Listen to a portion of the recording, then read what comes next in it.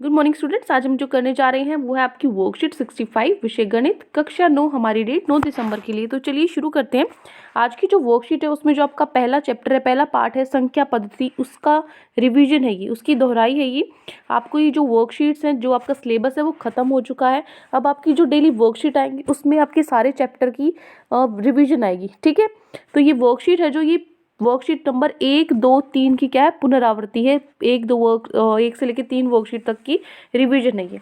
तो ये एक अच्छा मौका है बच्चे के लिए जिन्होंने अब तक भी अच्छे से पढ़ाई नहीं शुरू की है। अभी भी आपके पास चांस है, ये पूरा सिलेबस रिवाइज होगा, तो इसके साथ साथ अपने सारे कॉन्सेप्ट क्लियर करते चल सकते हो। ठीक है, तो चलो शुरू करते हैं। आज की वर्कशीट में जो हमारा पहला क्वेश्चन है वो है अपरिमेय संख्याओं का दशमलव प्रसार होता है। अपरिमेय, देखो परिमेय संख्या क्या होती है, जो p/q की फॉर्म में लिखी जा सकती हैं। ठीक है, लेकिन जो अपरिमेय होते हैं वो इस तरीके से नहीं लिखे जा सकते। जो इनका दशमलव होता है किस प्रकार का होता है, वो होता है अनवसानी अनावृत्ति का। मतलब जो ना तो कभी नॉन टर्मिनेटिंग और रिपीट नॉन रिकरिंग कहते हैं, मतलब वो ना तो वो रुकता है और ना वो बार बार रिपीट होता है, मतलब बार बार आता है। ठीक है, तो ये हो जाएगा फर्स्ट का आपका आंसर। थर्ड, उसके बाद है सेकंड क्वेश्चन, दो परिमेय संख्याओं के बीच परिमेय संख्याएं होती हैं। कितनी संख्याएं होती हैं? मान लीजिए दो परिमेय संख्याएं हैं आपके पास, 2 से 3 ही मान लीजिए। ठीक है, 2 और 3 आपके पास है, इसके बीच में जितनी भी परिमेय संख्याएं हैं वो कितनी होंगी? तो देखो इसके बीच तो बहुत सारी हो सकती हैं, जैसे 2.1 हो गई, 2.2 हो गई, 2.3 हो गई, या फिर 2.3, 4, 5, 3 के पीछे भी तो डिजिट आती है ना, ये तो बहुत सारी हो जाएंगी, अनलिमिटेड हो जाएंगी, है ना। तो इसका क्या आ जाएगा, अपरिमित, इन्फानाइट जो होती है ना वो। तो ये हो जाएगा आपका थर्ड पार्ट इसका भी, सेकंड क्वेश्चन का। देखो जिन बच्चों को ये नहीं पता कि परिमेय संख्या कौन सी होती है, परिमेय क्या होती है, तो ये चीज़ें अगर आपको नहीं पता है तो मैं आपको लिंक दे दूंगी डिस्क्रिप्शन में। आपको क्या करना है, वहाँ से आप जो अपनी ये डाउट्स हैं वो क्लियर कर सकते हो, उसमें मैं आपको अच्छे से समझा दूंगी। इस वर्कशीट के बाद मैं अपलोड कर दूंगी वो वीडियो भी। तो आपको क्या करना है, वहाँ से अपने कॉन्सेप्ट क्लियर करने हैं, वहाँ से आपको चीज़ें समझनी है कि क्या चीज़ क्या होती है।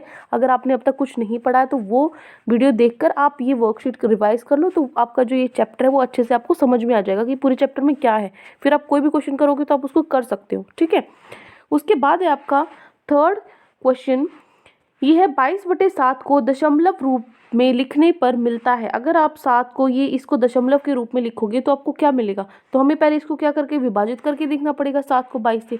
तो देखो ये हो जाएगा आपका प्रश्न नंबर 3। प्रश्न नंबर 3 में क्या करना पड़ेगा आपको, 7 को 22 से विभाजित करो। क्या करोगे, जो 22 है, 22 तो आता नहीं है 7 की टेबल में, कितना आता है, 21 आता है, कितने पे आता है, 3 पे आता है। उसके बाद यहाँ पे 1 बच जाता है, तो आप 0 उतारते हो, क्योंकि 1 तो आता नहीं, 1 तो छोटा हो गया 7 से, तो हमें क्या करना पड़ेगा, हमने एक 0 लगाती। जब आप 0 उतारते हो तो आप क्या लगाते हो, पॉइंट लगाते हो। ठीक है, ये बिंदु आप लगाओगे। अब 10 से छोटा आता है 7, कितने पे कटता है, 1 पे कटता है। ये तो आपको ये विभाजन करना है सिर्फ, ये तो सब बच्चों को, ये तो फर्स्ट क्लास के बच्चे भी कर सकते हैं, तो ये तो आप कर सकते हो, आपको ये डिवाइड करना है बस। ठीक है, यहाँ पे बचता है 3। अब यहाँ पे देखो फिर से हमने 0 लगाई है, तो आपको फिर से यहाँ पे पॉइंट नहीं लगाना पड़ता, आपको बस एक ही बार शुरू में ही पॉइंट लगाना पड़ता है। एक बार शुरू में पॉइंट लगाने के बाद आपको बार बार नहीं लगाना पड़ता, फिर आप 0 बेशक ऊपर से लेते रहो। ठीक है, 28 आता है 4 पे, फिर बचता है 20, 20 से छोटा आता है 14, जो कि कितने पे आता है, 2 पे आता है। फिर आ जाता है हमारा 60, कितने पे जाता है, 56 पे। ठीक है, 56 से फिर हमारे 4 बचते हैं शेष, तो फिर से 0 उतारेंगे 40, 40 से छोटा आता है 35, फिर से 5 बचता है, आ जाएगा 49, 39, और लास्ट में बचता है 10। अब यहाँ पे देखो, ये तो सिर्फ आपने क्या किया, विभाजन किया है, ये तो आप खुद कर सकते हो, इसमें कुछ समझाने का है नहीं। तो आप देखो यहाँ पे, देखो यहाँ पे 10 आने के बाद मैं रुक गई, क्यों? क्योंकि ये 10 जो आया है, ये देखो ध्यान से, हमने यहीं से शुरू किया था, यहीं से हमने शुरू किया था, है ना। यहाँ पे भी 10 आया था, इसका मतलब दोबारा से वही आनी चीज़ें शुरू हो गई। ठीक है, वही चीज़ें दोबारा आनी शुरू होगी। तो हमें पता है जब भी चीज़, जो नंबर है, हमारी संख्या है, वो दोबारा से आना शुरू हो जाए तो हम क्या लगा देते हैं, ऊपर ये बार लगा देते हैं। इसका मतलब ये बार बार रिपीट होती रहेगी। ठीक है, मतलब यही संख्या बार बार आती रहेगी। तो मैं क्या कर दूंगी, 1 से, जो मेरा 10 आया था 7 पे कटता था, 1 से यहाँ से मेरी जो संख्या है वो रिपीट होनी शुरू हुई है, तो मैं यहाँ से लेके लास्ट तक क्या कर दूंगी, ऊपर बार लगा दूंगी। तो ये मेरा उत्तर हो जाएगा। ठीक है, तो ये हो गया मेरा पार्ट, जो आंसर आएगा थर्ड। क्योंकि जो हमारी, ये देखो 4 जो ऑप्शन दिए गए थे हमें, 4 ऑप्शंस में से जो थर्ड है ये मेरा आंसर आ जाएगा। और कैसे आएगी आंसर, बस मैंने इसको 7 से विभाजित कर दिया, ठीक है। फिर है क्वेश्चन नंबर 4। क्वेश्चन नंबर 4 में है जो 0.11 है, इसको आपको P/Q, P/Q की फॉर्म में आपको के रूप में आपको लिखना है। इन चारों में से क्या ऑप्शन ये आएगा, तो देखो कैसे इसको हल करोगे आप। चीज़ें आपको समझ में आनी चाहिए, रट्टे नहीं मारने किसी भी चीज़ के, ठीक है। अब देखो क्या कर लेते हैं, मान लेते हैं 0.111, इसको हम मान लेते हैं समीकरण 1।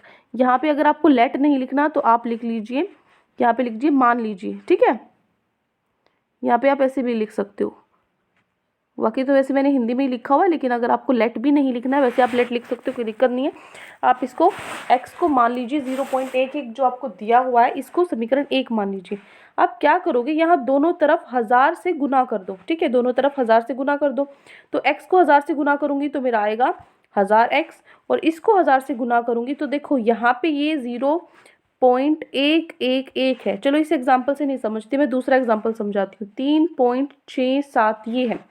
अगर मैं इसको क्या कर दूं, 10 से गुना कर दूं तो मेरा क्या आंसर आएगा, नीचे ये पॉइंट हट जाएगा, नीचे क्या आएगा 0 0, एक 0 से एक 0 कट गई, क्या आया 36, एक ही 0 है नीचे, तो मतलब एक संख्या से पहले क्या आ जाएगा, आपका बिंदु लग जाएगा। तो ये देखो पहले ये बिंदु यहाँ था, जैसे ही मैंने 10 से इसको गुना करा तो ये बिंदु यहाँ आगे चला गया है ना, 6 के बाद आ गया। अगर मैंने एक 0 से गुना कर दिया तो मेरा एक बिंदु आगे सरक गया है ना। तो इसी प्रकार जब मैं यहाँ पे एक बिंदु यहाँ है मेरा, जब मैं इसको 3 0 से गुना करूंगी तो ये 3 बार आगे सरक जाएगा, है ना। तो इसीलिए ये 3 के बाद मैंने बिंदु लगा दिया, क्योंकि ये आगे चला जाता है, ठीक है। तो ये इसको मान लेते हैं हम समीकरण 2। अब हमें क्या करना है, समीकरण 1 को 2 से घटाना है। तो कैसे घटाएंगे, जो आपके लेफ्ट जो दाएं ओर है उसको दाईं ओर से घटाओगे, बाईं ओर को बाईं ओर से घटाओगे। तो 1000x में से मैं क्या घटा दूंगी, x को घटा दूंगी, तो कितना आएगा 99x आएगा, ठीक है। इसी तरीके से यहाँ पे ये है जो मेरा 111 पॉइंट, पीछे 1 है, 1 है, और यहाँ पे 0.11 है, इसको मैं घटाऊंगी तो क्या आएगा। यहाँ पे मैंने आपको घटा के दिखा हुआ है, ये रफ वर्क है इसलिए मैंने पेंसिल से लिखा हुआ है, ये आपको यहाँ लिख के नहीं दिखाना। तो यहाँ पे क्या किया मैंने 11 पॉइंट, ये भी बहुत बच्चों क्या करते हैं माइनस में बहुत गड़बड़ करते हैं, क्योंकि वो क्या करते हैं पॉइंट का ध्यान नहीं रखते। ये 0 पॉइंट क्या करेंगे, इसको माइनस करना है ना, तो वो फटाफट से लिखेंगे ऐसे, और ये 0 पॉइंट है फिर इसको ऐसे लिखना स्टार्ट कर देंगे। ऐसे नहीं लिख सकते, आपको पॉइंट के नीचे पॉइंट लगाना होता है। तो ये देखो जो इसका पॉइंट है, जो इसका यहाँ पे जो पॉइंट है, ये पॉइंट आप इस पॉइंट के नीचे ही लगाओ, जो ऊपर का पॉइंट है उसके नीचे, ठीक है, उसके नीचे ही आपको ये बिंदु लगाना है। उसके बाद ये बिंदु से पहले 0 है तो बिंदु से पहले 0 लगा दो, बिंदु के बाद 1 है तो बिंदु के बाद 1 लगा दो, ठीक है। अब इसको माइनस कर दो, यहाँ पे तो 0 ही आ जाएगा, इसको घटाओगे तो, ठीक है। और यहाँ पे 111 को 0 में से घटाओगे तो 111 ही बच जाएंगे। तो यहाँ पे मेरा क्या आ गया, 999x है, किसके बराबर आ गया, 111 के बराबर आ गया। अब मुझे निकालना है क्या, x निकालना है, x को P/Q की फॉर्म में लिखना है, ठीक है, P/Q के रूप में लिखना है। तो यहाँ पे x है जो ये इधर इसके साथ गुणा में है, जब ये इस तरफ आ जाएगा 999 तो ये क्या हो जाएगा, विभाजित हो जाएगा। तो 111/999 आ जाएगा। इसको हम काटेंगे तो क्या आ जाएगा 1/9। तो जो x का मान है वो क्या है 1/9। तो मतलब जो ये वैल्यू थी हमारी 0.11 है, इसको हम किस तरीके से लिख सकते हैं, इसको हम लिख सकते हैं ऐसे 1/9 की तरह। तो हमारा जो ऑप्शन 1 है वो ठीक होगा, ठीक है। तो ये हो गया आपका आंसर नंबर 4, ठीक है। अब देखो तो फोर्थ में आप लिखोगे फर्स्ट पार्ट, ठीक है, ये आपका आंसर हो गया।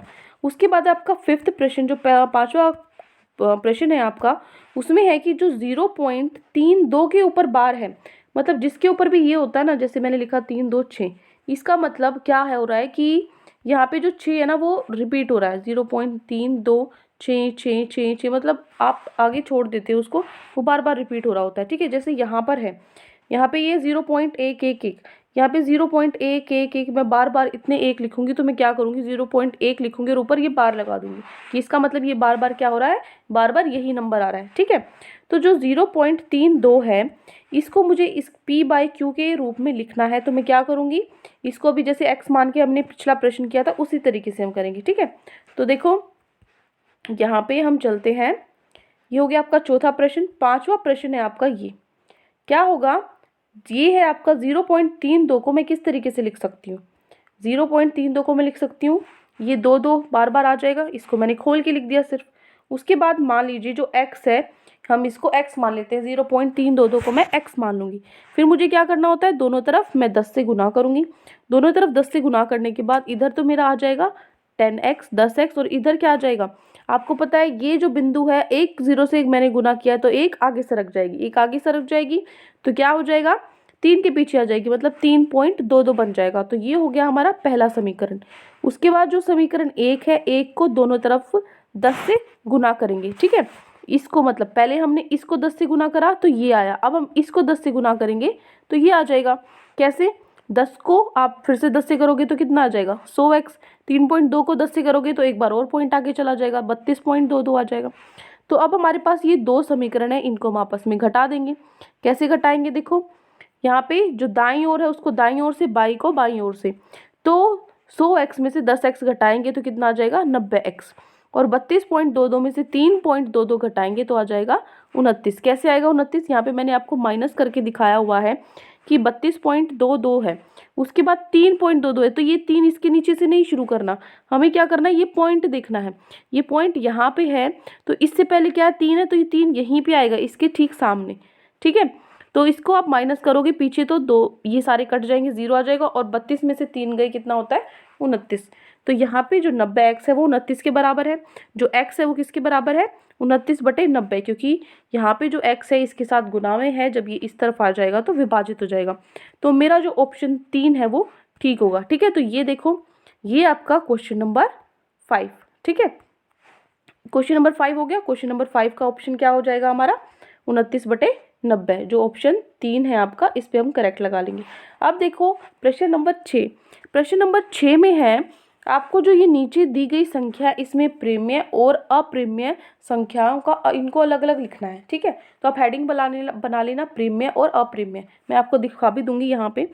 तो देखो इनमें से आपको छांटनी है कि इसमें से कौन सी अप्रेम्य। ये देखो यहाँ पे जो ये नंबर, ये रूट वाले हैं, ये तो आप देख के बता सकते हो सबसे पहले कि ये कैसी संख्या है, ये किस में आ जाएंगी, अप्रेम्य में आ जाएंगी। क्यों, क्योंकि देखो यहाँ पे 42 है, इसका ये किसी का वर्ग नहीं होता, 2 भी, और ये रूट 11 भी, ये 26.7 भी, ऐसे ही रहेंगे, ठीक है।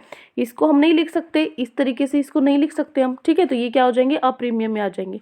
और ये भी क्या आ जाएगा, अप्रेम्य में आ जाएगा। क्योंकि क्यों आ जाएगा, आप कहोगे ये तो क्या हो रहा है, ये तो रिपीट हो रहा है, मतलब ये तो 2 बार बार आ रहे हैं नंबर, फिर भी हम इसको क्यों नहीं ले रहे, इसलिए नहीं ले रहे क्योंकि यहाँ पे देखो ये क्या हो रहा है, पहले 0 1 आई, फिर क्या आया 0 0 1 आई, फिर 0 0 0 1 आई।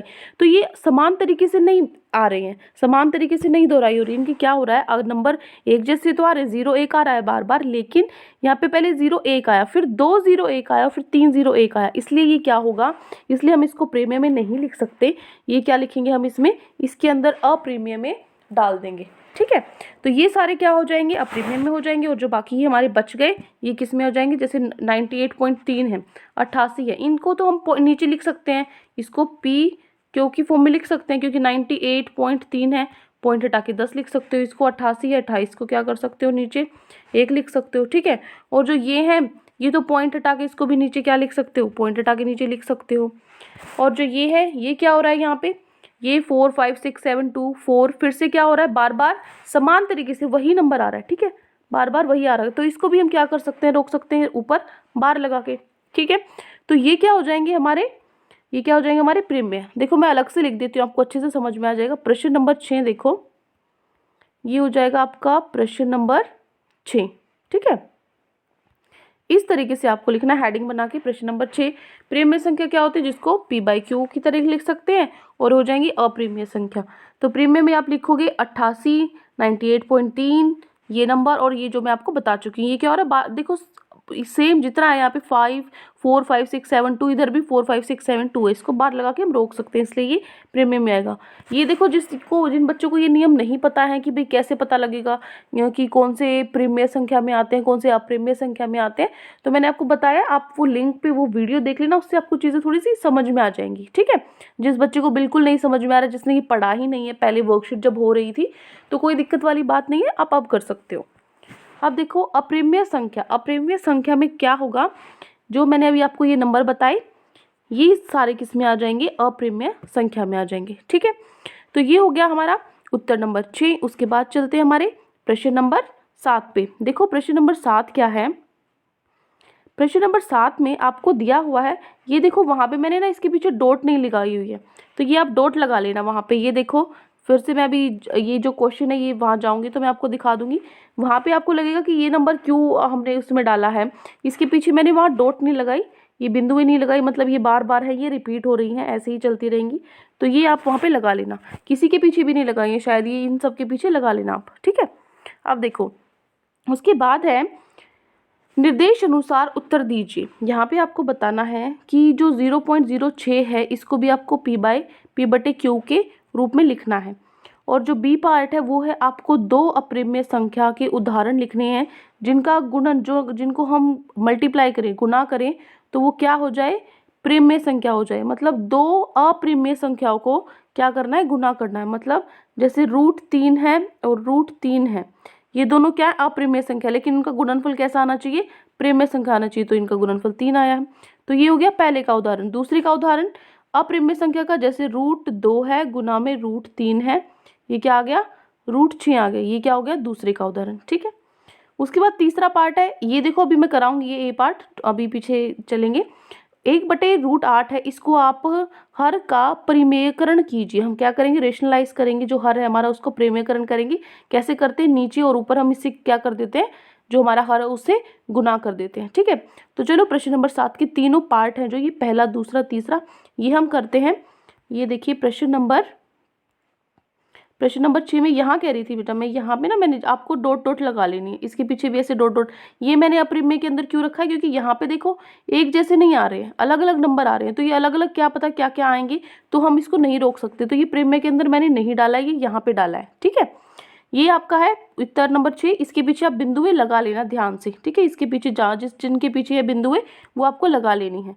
अब देखो प्रश्न नंबर 7 का पहला क्या था, पहला पार्ट था कि मुझे 0.06 ऊपर बार है ये, इसका क्या करना है, मुझे P/Q के रूप में लिखना है, ठीक है।